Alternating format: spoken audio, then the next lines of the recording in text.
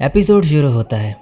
अब गर्मियों के दिन आ गए होते हैं। यूँ मन में बोलता है, एग्ज़ाम पास करने के बाद मुझे इतनी राहत मिली कि मैं अपने काम के बारे में ही भूल गया।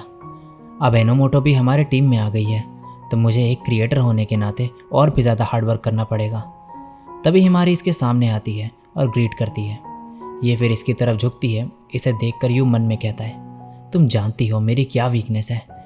आगे यूँ फिर कुछ और बात करने लगता है, पर हिमारी इससे कहती है, मुझे पता है कि तुम एक्टिंग कर रहे हो। मैंने तुम्हें मेरी समर यूनिफॉर्म को घूरते हुए देखा था। यू इससे चुप होने को कहता है और बोलता है, जिस तरह से लास्ट ईयर तुमने क्लास में मेरी बेइज्जती करवाई थी, मुझे तुमसे अभी भी डर लगता है।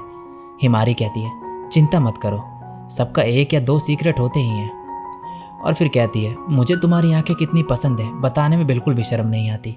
यू इससे बोलता है, तुम लोगों के सामने ऐसे बोलोगी तो क्या लोग हमारे बारे में उल्टा नहीं सोचेंगे। ये ना समझने का नाटक करती है, तो यू को पता लग जाता है कि ये इसके मुंह से ये बुलवाना चाह रही है। ये बोलता है, लोग सोचेंगे हम डेट कर रहे हैं, और मुझे पता है तुम मुझे डेट करना चाहती हो। हिमारी कहती है, तो क्यों ना हम सच में डेट करें। और ये यू के पास आने लगती है। ये मन में कहता है, लेकिन हम अभी क्लास में हैं। और फिर ये आंखें बंद कर लेता है, और तभी हिमारी इसके सर पे मारती है, और यू भी ऐसा ही करता है। ये कहती है, मुझे ऐसे मत मारो, इसमें मेरी गलती नहीं है कि तुम रोमांस में बिल्कुल अच्छे नहीं। तुम मुझे ट्रिक करने की कोशिश कर रहे थे, मुझे पता है। नेक्स्ट सीन में ये दोनों टीम मीटिंग करने की बात करते हैं, क्योंकि रीन को आज बैंड प्रैक्टिस में जाना होता है। तभी यहाँ पर रीन आती है और हाय बोलती है। यू कहता है, तुम समर यूनिफॉर्म में अच्छी लग रही हो। ये थैंक्स कहती है। यू हिमारी के एक्सप्रेशन देखकर समझ जाता है कि ये सोच रही होगी, मुझे देख के तो तुमने ऐसे रिएक्ट नहीं किया। यू घबराया हुआ होता है। बात पलटने के लिए ये मीटिंग की बात करने लगता है। नेक्स्ट सीन में ये मीटिंग कर रहे होते हैं। यू बोलता है, सबसे पहले हमें एक्सेसरीज बनाने के आइटम्स के बारे में सोचना होगा, क्योंकि टाइम के साथ प्रिजर्व्ड फ्लावर्स रंग बदलने लगते हैं। रीन बोलती है, अगर ऐसा है तो हमें उन्हें जल्द से जल्द प्रमोट करना होगा। तो हिमारी खुद की तरफ इशारा करते हुए कहती है कि इन्हें ऑनलाइन पोस्ट करने के लिए प्रोमो शूट करना चाहिए। यू इसे देख के समझ जाता है और बोलता है, हाँ, जिसमें हिमारी मॉडल होगी। तब यहाँ पर ये दो लड़कियाँ आती हैं और इन तीनों को साथ में देखकर कहती है कि ये गुड लुकिंग ग्रुप है। हिमारी कहती है, हाय माओ और आजू, क्या हाल है। माओ कहती है, हम यहाँ एक्सेसरीज के बारे में पूछने आए हैं। नेक्स्ट सीन में यू इनसे कहता है कि ये कोई भी एक्सेसरीज चुन सकते हैं, पर ये कहते हैं कि इन्हें कस्टमाइज्ड वाले चाहिए। हिमारी कहती है, कस्टम वाले एक्सेसरीज एक्सपेंसिव हो सकते हैं, तो पहले तुम अपने बजट के बारे में सोच लो। आजू बताते हैं कि माओ और इसके बॉयफ्रेंड की एनिवर्सरी आने वाली है, तो इसे मैचिंग एक्सेसरी चाहिए होती है। यू ये सुन के मन में कहता है, ये कॉन्सेप्ट भी अच्छा है, और मैचिंग सेट मेरे लिए एक न्यू चैलेंज होगा। यू को देख के हिमारी कहती है, लगता है यू इसके लिए रेडी है। इन दोनों के जाने के बाद रीन नोट्स में लिखने लगती है, तो इस फेस का मतलब था कि यू उस चीज़ के लिए रेडी है। यू कहता है, ये ज़रूरी नहीं था। नेक्स्ट सीन में ये एक्सेसरीज बनाने की बात करते हैं। यू जापानीज कॉर्नल की फ्लावर पेटल यूज़ करने का सोचता है, और ये इसी से एक्सेसरी बनाने का डिसाइड करता है, क्योंकि ये फ्लावर मेंटेनेंस, रेजिलियंस और मैच्योर स्पिरिट को रिप्रेजेंट करता है। और जब ये उन दोनों कपल से मिले थे, तो उनका इंटेंस लव के बजाय टेंजिबल लव था, जो कि गिफ्ट और एक्शन से एक्सप्रेस करना पसंद करते हैं। तो यू बोलता है, कॉर्नल फ्लावर्स उन्हें ज़्यादा सूट करेगा। और फिर बोलता है, क्या ये तुम्हें चीज़ी लग रहा है। हिमारी कहती है, ऐसा मत कहो, हमें क्रिएटर की विजन की रेस्पेक्ट करते हैं, लेकिन प्राइस का क्या। यू कहता है, मैं भी यही सोच रहा हूँ। ये ऐसा इसलिए बोल रहे होते हैं क्योंकि जो नॉर्मल प्राइस है वो हाई स्कूलर के लिए एक्सपेंसिव हो सकता है। यू बोलता है कि अब स्कूल में सबको इनके बारे में पता चल गया है। तो हिमारी बोलती है, अब तो तुम्हें ज़्यादा अटेंशन मिलने लग जाएगी। यू कहता है, क्या इससे कोई दिक्कत है। हिमारी के बोलने से पहले ही रीन बोलती है, तुम गर्ल्स के बीच ज़्यादा पॉपुलर हो जाओगे। यू कहता है, ऐसी डम बातें मत करो। ये दुखी हो जाते तो यू सॉरी बोलता है और कहता है, मैंने गलती से वैसे रिएक्ट कर दिया जैसे मैं हिमारी के साथ करता हूँ। ये सुन के ये खुश हो जाती है और कहती है, इसका मतलब है मैं ही के बराबरी पे आ रही हूँ। हिमारी कहती है, मुझे नहीं लगता कि कस्टमर्स का तुम्हारे पास आना बुरी बात है।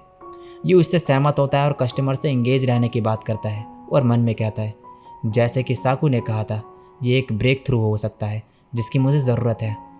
कुछ दिनों बाद माँ अपने बॉयफ्रेंड के साथ एक्सेसरीज देखने आती है, और इन्हें ये पसंद भी आते हैं। ये इसके गले का साइज़ मेज़र करता है, और अगले दिन यू इन्हें नेकलेस देता है, और मन में बोलता है, जैसे मैंने सोचा था कि जब कोई एक दूसरे से लव करता है, ये बहुत ब्यूटीफुल लगता है।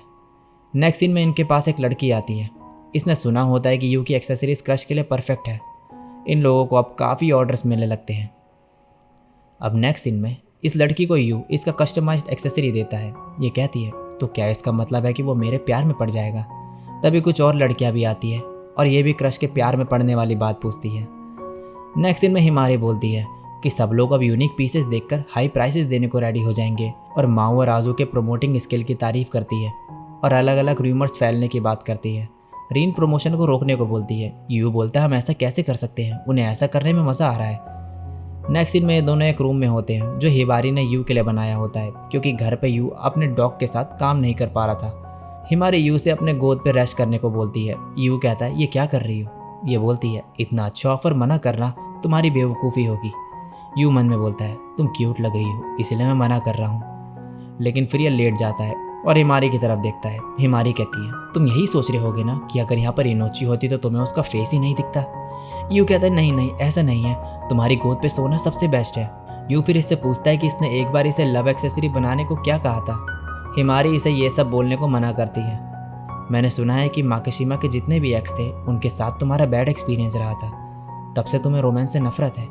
हिमारी हाँ बोलती है और नीचे लेट जाती है और बताती है मैंने लव एक्सेसरी के लिए सिर्फ इसीलिए कहा था क्योंकि वो इनोची पे क्यूट लग रहा था। यूँ मन में कहता है मुझे डर था कि कहीं ये किसी और लड़के को पसंद करने लगी हो। मुझे लगा था इसके बॉयफ्रेंड से मुझे फ़र्क नहीं पड़ेगा, लेकिन अब मैं हमेशा इसके साथ रहना चाहता हूँ, बेस्ट फ्रेंड बन के ही सही। मैं चाहूँ तो हिमारी से ये करने को कह सकता हूँ, पर मैं एडवांटेज नहीं लेना चाहता, इसलिए मुझे खुद पे काम करने की ज़रूरत है ताकि मैं हिमारी के इक्वल हो जाऊँ। ये सब सोचते सोचते ये सो जाता है।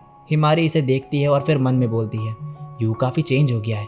पहले ये सिर्फ खुद को सेटिस्फाई करता था, लेकिन अब इसकी आंखों में पैशन दिखता है और इस बात से मुझे डर लगता है कि एक दिन ये मुझे छोड़ के चले जाएगा।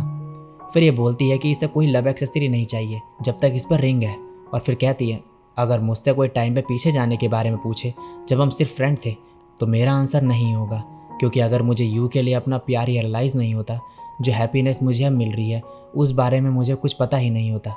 और फिर यह कहती है शायद मैं अभी अपने लाइफ के सबसे बेस्ट मोमेंट जी रही हूँ। अगले दिन ये एक्सेसरी के बारे में बात कर रहे होते हैं, तभी यहाँ पर शिंजी आता है। इसे देख के हिमारी यू का हाथ पकड़ के बोलती है तुम्हें क्या चाहिए। ये देख के रीन हिमानी की तरह एक्टिंग करने लगती है। यू इसे ऐसे कॉपी करने को मना करता है। शिंजी यू से बाहर चलने को बोलता है और नेक्स्ट सीन में यू शिंजी से कहता है क्या तुमने उन दोनों को प्रमोशन करने के लिए कहा। ये मना करता है और कहता है वो दोनों लड़कियां पॉपुलर हैं और उन्हें दूसरों के बिजनेस में रहना पसंद है, पर हाँ उनके अच्छे इंटेंशंस हैं, इसीलिए वो अकाउंट लीक करने के लिए परफेक्ट पेयर थे। यू को समझ नहीं आता ये क्या कह रहा है।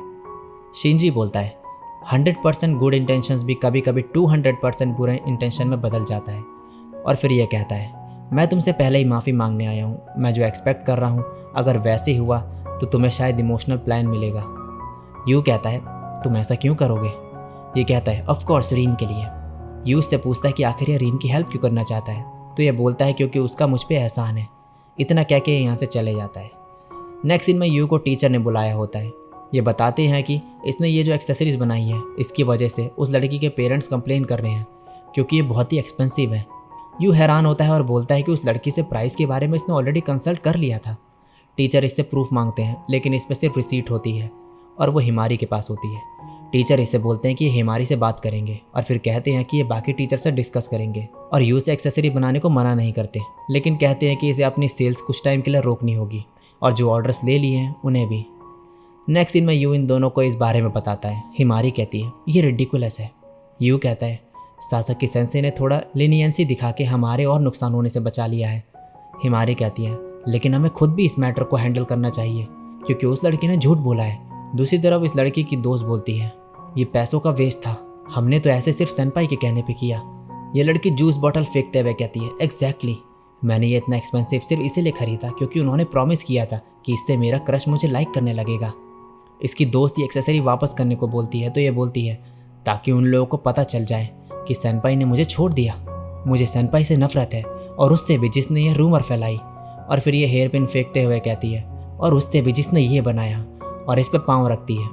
तभी ये तीनों भी इसे देख लेते हैं। यू मन में कहता है इसने कहा था कि इसे किसी पे क्रश है और इसे एक जापानीज स्टाइल फेमिनाइन पीस चाहिए था। इसे लव के बारे में बात करते हुए देख मुझे लगा था कि ये कितना ब्यूटीफुल और इनोसेंट है। हिमारी इसके पास आती है और बोलती है इसे बनाने में इतनी मेहनत लगी थी, तुम ऐसा कैसे कर सकती हो। ये लड़की हिमारी से खुद को छुड़वाती है और ये यहाँ से चली जाती है। यू नीचे गिरा हुआ हेयर पिन उठाता है और मन में बोलता है किसी के लिए फीलिंग होना एक ब्यूटीफुल चीज़ है, जैसे मुझे हिमारी के लिए फीलिंग रियलाइज़ हुई थी। और उससे मुझे अच्छा पर्सन बनने का मोटिवेशन मिला था। इसे हिमारी की कही बात याद आती है, ब्यूटीफुल का मतलब प्योर नहीं होता। ये मन में बोलता है। वो सही कह रही थी। किसी को प्यार करने का मतलब ज़रूरी नहीं कि उनके इंटेंशंस प्योर हों। और ये रियलाइज़ होने के बाद मुझे लग रहा है कि मैं कितना बड़ा बेवकूफ़ हूँ। और इसी के साथ ये एपिसोड यहीं पे एंड हो जाता है।